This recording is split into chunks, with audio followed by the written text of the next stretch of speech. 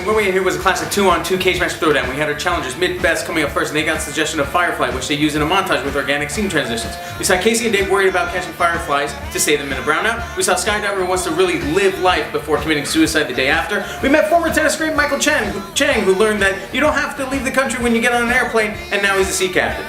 We saw a grenade thrower division of the army who led his platoon get killed because he was too busy eating a chili dog out on the field. We saw a drunk guy and a robot hanging out and a guy with oil in his belly.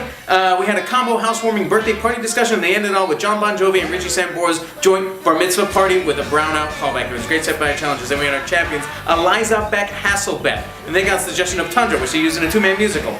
We met a teacher being fired and then taking it out on a student named Catherine, who only wants to learn about Tundra because she's never had a teacher. Then we met a villain and a man-bat henchman who want to fire all the teachers in town so they can take over and be mayor, but then is made to feel loved by a child.